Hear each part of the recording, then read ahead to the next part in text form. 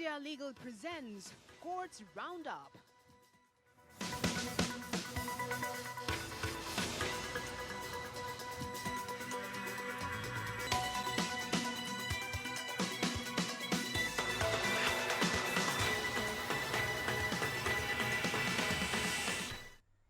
नमस्कार, स्वागत है आप सभी का कोर्ट्स राउंडअप में। मैं हूं आपके साथ कुमार कुणाल धीरज। इस बुलेटिन में अगले आधे घंटे तक हम आपको कोर्ट से जुड़ी तमाम छोटी बड़ी खबरों से अपडेट करवाएंगे। हाई कोर्ट से लेकर लोअर कोर्ट्स और सुप्रीम कोर्ट तक के खबरों को आपके सामने रखेंगे। तो आइए शुरू करते हैं courts roundup. India Legal presents Courts Roundup.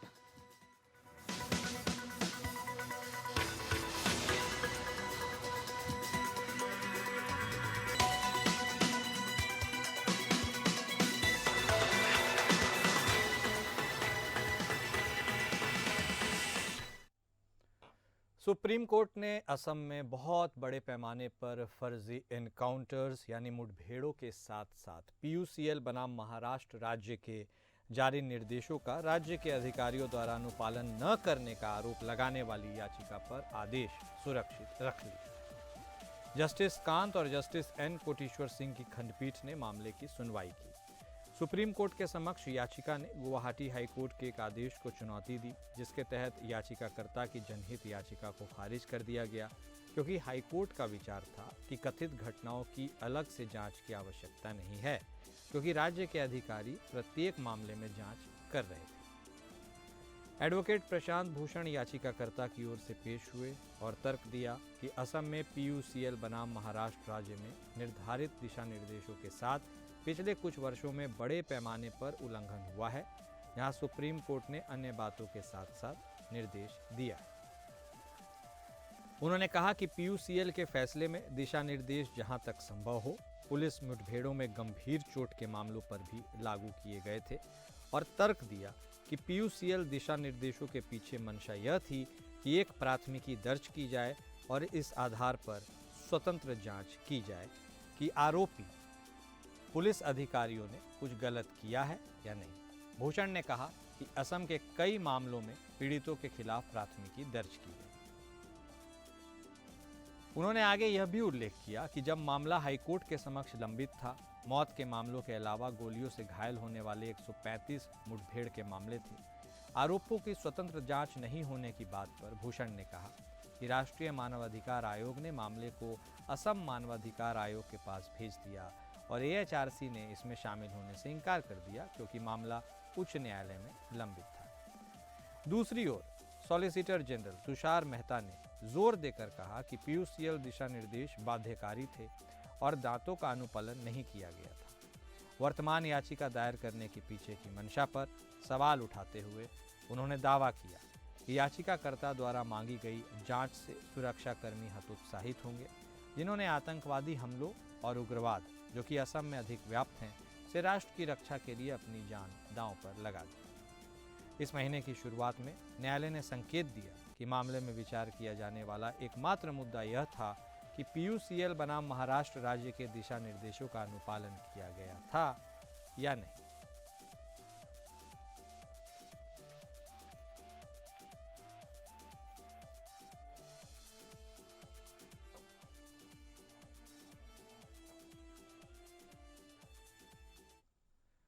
वहीं सुप्रीम कोर्ट ने दवा निर्माण कंपनी के पूर्व निदेशक के खिलाफ औषधि और प्रसाधन सामग्री अधिनियम 1940 के तहत मामला खारिज कर दिया, जिस पर कथित तौर पर घटिया दवा बनाने के आरोप में छापा पड़ा था। यह देखते हुए कि निदेशक ने छापेमारी से पहले कंपनी से इस्तीफा दे दिया था, कोर्ट ने माना कि निदेशक को उनके इस्तीफे के बाद उत्पन्न होने वाली कंपनी के दायित्वों के लिए उत्तरदायी नहीं ठहराया जा सकता, क्योंकि निदेशक ने 2009 में इस्तीफा दे दिया था, जबकि छापेमारी और दवा जब्ती 2010 में हुई थी। इसलिए कोर्ट ने अपीलकर्ता को अधिनियम के तहत आरोपों से मुक्त कर दिया। 15 जनवरी 2010 को औषधि निरीक्षक गोंडा ने धर्मपुर, भगवतीगंज, बलरामपुर में स्थित मेसर्स जय मेडिकल स्टोर पर छापा मारा और मेसर्स द्वारा निर्मित फेना टैबलेट का सैंपल लिया। एल्मेक रेमेडीज प्राइवेट लिमिटेड एल्मेक दवाओं के एकत्रित सैंपल की जांच के बाद दिनांक 21 जुलाई 2011 को रिपोर्ट तैयार की गई, जिसके अनुसार दवाएं निर्धारित मानक से कम पाई गई। याचिकाकर्ता ने त्यागपत्र देकर एलमैक में विनिर्माण रसायन के पद से इस्तीफा दे दिया। इलाहाबाद हाईकोर्ट द्वारा अधिनियम के तहत एफआईआर रद्द होने की उनकी याचिका खारिज करने के बाद अपीलकर्ता ने सुप्रीम कोर्ट का दरवाजा खटखटाया। जस्टिस बीबी नागरत्ना और जस्टिस प्रसन्ना बी वराले की खंडपीठ ने इस तर्क को खारिज कर दिया कि एलमैक विनिर्माण लाइसेंस पर अपीलकर्ता का नाम होने से वह स्वतः ही घटिया दवाओं के लिए उत्तरदायी हो जाता है, भले ही उसने घटिया दवाओं के उत्पादन से पहले ही इस्तीफा दे दिया।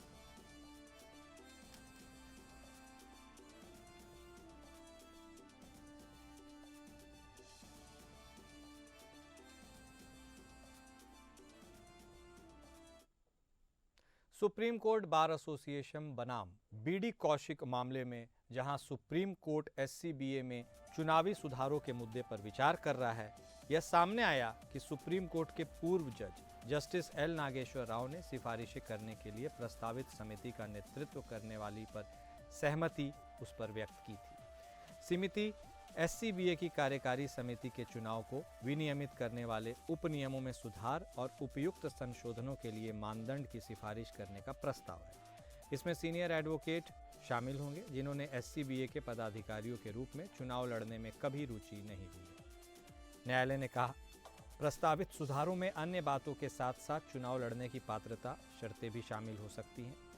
जस्टिस सूर्यकांत और जस्टिस विश्वनाथन की खंडपीठ ने हाल ही में सीनियर एडवोकेट विकास सिंह द्वारा एससीबीए में सुधारों का सुझाव देने वाले हस्तक्षेप आवेदन पर विचार करते हुए उपरोक्त प्रभाव का आदेश पारित किया। सिंह द्वारा सुझाए गए सुधारों में से एक एससीबीए अध्यक्ष पद के लिए पात्रता की शर्त से संबंधित है, अर्थात उम्मीदवार को सुप्रीम कोर्ट में कम से कम 100 बार मुख्य रूप से पेश होना चाहिए। उपरोक्त आदेश पारित करते हुए न्यायालय ने यह निर्णय जस्टिस एल नागेश्वर राव के विवेक पर छोड़ दिया कि समिति में कौन शामिल होगा। बार के सदस्यों को जस्टिस राव को नाम सुझाने के लिए 2 सप्ताह का समय दिया गया, हालांकि उक्त नामों का चयन पूर्व जज पर निर्भर है। न्यायालय ने कहा, यदि बार के सदस्य कोई नाम नहीं देते हैं तो माननीय जस्टिस एल नागेश्वर राव अपनी टीम गठित करने के लिए स्वतंत्र हैं। आदेश में आगे कहा गया, बार के सदस्यों या अन्य हितधारकों से सुझाव आमंत्रित करना माननीय जस्टिस एल नागेश्वर राव का पूर्ण विवेक होगा। मामले को अगली बार 7 अप्रैल 2025 को विचार के लिए सूचीबद्ध किया गया। इसके साथ ही 17 फरवरी को खंडपीठ ने मौखिक रूप से यह टिप्पणी की कि वह सुप्रीम कोर्ट के एक पूर्व जज के नेतृत्व में समिति का गठन करेगी, जिसमें 2 senior advocate, 2 advocate on record और अनुभवी वकील शामिल होंगे। खंडपीठ ने यह भी संकेत दिया कि उसने 2 पूर्व जजों के नाम शॉर्टलिस्ट किए हैं जिन्होंने पूरा जीवन बार में बिताया है और उनसे जिम्मेदारी लेने का अनुरोध किया जाएगा।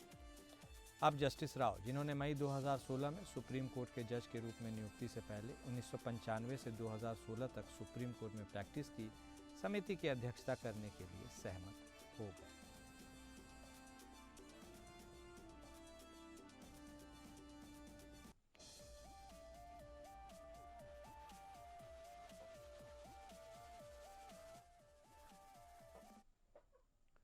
सुप्रीम कोर्ट ने 25 फरवरी को जेडीएस की तरफ से सांसद एचडी कुमारस्वामी द्वारा 2020 में दायर याचिका खारिज की, जिसने जून 2006 और अक्टूबर 2007 के बीच कर्नाटक के मुख्यमंत्री के रूप में उनके कार्यकाल के दौरान बेंगलोर विकास प्राधिकरण द्वारा अधिग्रहित भूमि के 2 भूखंडों को गैर अधिसूचित करने पर भ्रष्टाचार के मामले को खारिज करने की मांग की गई, कथित तौर पर आर्थिक लाभ के लिए।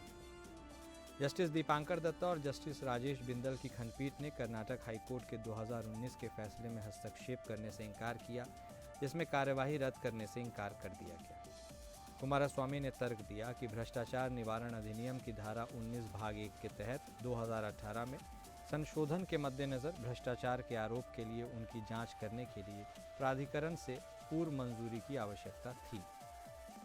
पिछली सुनवाई में सुप्रीम कोर्ट ने इस तर्क से असहमति व्यक्त करते हुए कहा था कि जब कथित तौर पर अपराध किया गया था तब 2018 के संशोधन की सुरक्षा उपलब्ध नहीं थी। सुनवाई के दौरान जस्टिस बिंदल द्वारा यह पूछे जाने पर कि कार्यवाही अब किस चरण में है, कुमारस्वामी के लिए सीनियर एडवोकेट मुकुल रोहतगी ने कहा कि यह संज्ञान के चरण में है। रोहतगी ने दलील दी, हालांकि हाईकोर्ट ने उनकी याचिका खारिज की, लेकिन न्यायालय ने मंजूरी के मुद्दे को खुला छोड़ दिया। जस्टिस बिंदल ने यहाँ हस्तक्षेप किया और कहा कि याचिकाकर्ता के खिलाफ दूसरे प्रश्न से संबंधित मुद्दा पहले ही खारिज किया जा चुका है। हालांकि जस्टिस दत्ता ने जवाब दिया कि भले ही 2 भूखंडों का विमुद्रीकरण किया गया हो, लेकिन इसे विमुद्रीकरण समिति के माध्यम से पारित करने की प्रक्रिया या पालन करके किया जाना चाहिए था। हालांकि यहाँ इसका पालन नहीं किया गया।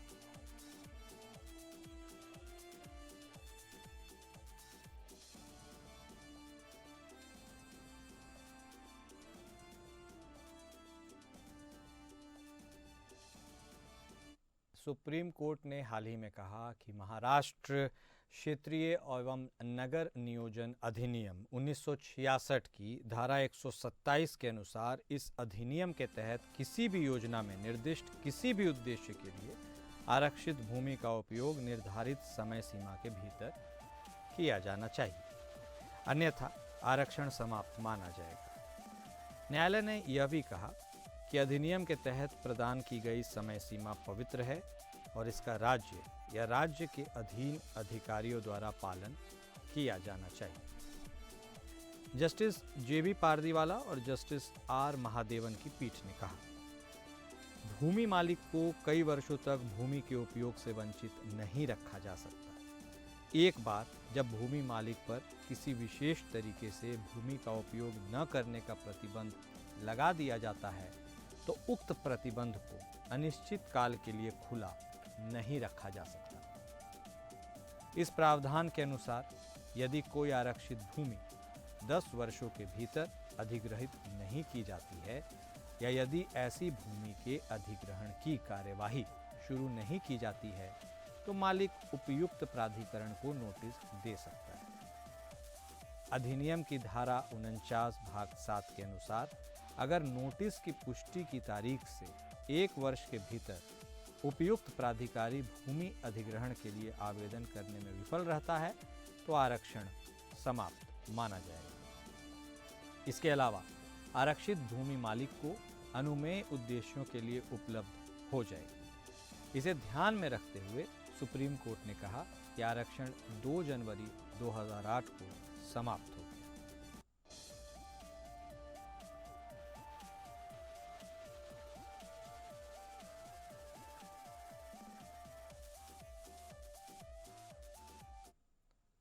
सुप्रीम कोर्ट ने इलाहाबाद हाई कोर्ट के द्वारा पारित उस आदेश को खारिज कर दिया जिसमें कहा गया था कि सरकारी अधिकारियों को उत्तर प्रदेश के सरकारी अस्पतालों से ही सेवाएं लेनी चाहिए। हाई कोर्ट ने 2018 में उत्तर प्रदेश राज्य के अस्पतालों की स्थिति सुधारने के लिए कई निर्देश जारी करते हुए यह निर्देश दिया था। सीजेआई संजीव खन्ना और जस्टिस संजय कुमार की पीठ ने मौखिक रूप से टिप्पणी की कि निर्देशों ने नीतिगत निर्णयों में हस्तक्षेप किया है और मरीज द्वारा पसंद किए जाने वाले उपचार के विकल्प में हस्तक्षेप किया है। सीजेआई खन्ना ने पूछा, हाई कोर्ट नीतिगत निर्णय कैसे ले सकता है? कोई व्यक्ति कहां से उपचार प्राप्त कर सकता है या कहां से नहीं? जाहिर है अस्पतालों की स्थिति में सुधार की जरूरत है, इसमें कोई संदेह नहीं है। अगर यही इरादा था तो यह एक नेक अच्छा इरादा था, लेकिन इससे परे आप यह नहीं कह सकते कि आपको केवल ए, बी और सी से ही उपचार प्राप्त करना चाहिए। निजी अस्पताल आदि में चिकित्सा देखभाल प्राप्त की जाती है तो सरकार को इसकी प्रतिपूर्ति नहीं करनी चाहिए। हालांकि यदि कुछ प्रकार की बीमारियां या व्याधि है जिसका उपचार सरकारी अस्पतालों में उपलब्ध नहीं है और उस उद्देश्य के लिए निजी में उपचार आवश्यक हो जाता है तो इस शर्त में छूट दी जा सकती है। लेकिन ऐसी आकस्मिकता में सरकार को यह सुनिश्चित करना चाहिए कि समान बीमारियों और मौतों के लिए यदि आम गरीब लोगों को ऐसे निजी चिकित्सा देखभाल संस्थानों में सरकारी खर्च पर उनके उपचार की व्यवस्था की जाए। हाईकोर्ट के निर्देश यातायात पुलिस द्वारा एम्बुलेंस के लिए सड़कों की मंजूरी और अन्य पहलुओं के अलावा चिकित्सा देखभाल केंद्रों के कामकाज की निगरानी के लिए आम लोगों को शामिल करते हुए विशेष समितियों के गठन से भी संबंधित है।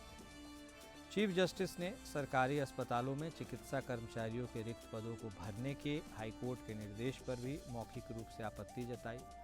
उन्होंने यह भी बताया कि सरकारी अधिकारियों के लिए निजी अस्पताल के बिलों की वित्तीय प्रतिपूर्ति की अनुमति न देने और सरकारी कर्मचारियों को सरकारी अस्पतालों में उपचार लेने के लिए प्रोत्साहित करने के निर्देश से सार्वजनिक क्षेत्र की सेवाओं को मनमाने ढंग से सरकारी कर्मचारियों को दिया जा सकता है।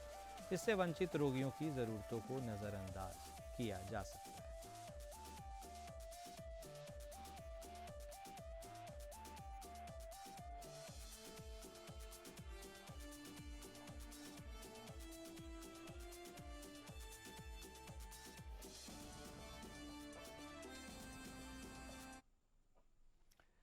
वहीं सुप्रीम कोर्ट ने एक जौहरी को बरी कर दिया, जिससे high profile 6 crore 70 lakh Vijaya bank धोखाधड़ी मामले में संपत्ति चोरी प्राप्त करने के लिए भारतीय दंड संहिता की धारा 411 के तहत दोषी ठहराया गया था। अदालत ने कहा कि केवल चोरी की संपत्ति पर आरोपी का कब्जा आईपीसी की धारा 411 के तहत दोष सिद्धि को उचित नहीं ठहराएगा, जब तक यह साबित न हो जाए कि आरोपी के पास यह विश्वास करने का ज्ञान या कारण था कि संपत्ति चोरी हो गई थी। इस संदर्भ में आइए इंडिया लीगल वेब रिपोर्टर से समझते हैं कि बीएनएस की धारा 317 या आईपीसी की धारा 411 चोरी की संपत्ति और राहत के लिए दंडात्मक प्रावधान क्या है।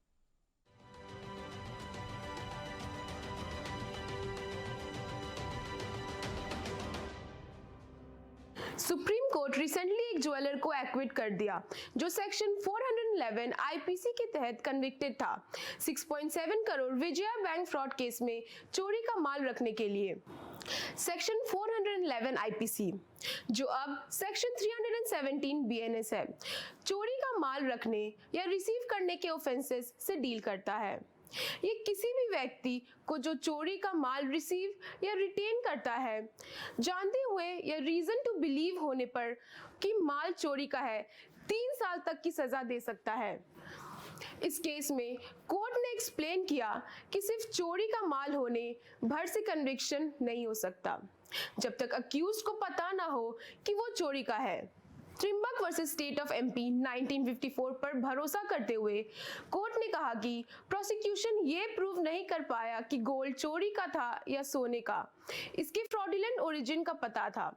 कोर्ट ने एम्फसाइज किया कि गिल्ट प्रूव करने के लिए चेन को एविडेंस को बियॉन्ड रीजनेबल डाउट कंप्लीट करना जरूरी है। सुप्रीम कोर्ट ने उसकी कन्विक्शन सेक्शन 120 बी और 411 आईपीसी के तहत हटा दी और 205 सीज्ड गोल्ड बार्स वापस करने का ऑर्डर दिया। For more such updates follow India legal.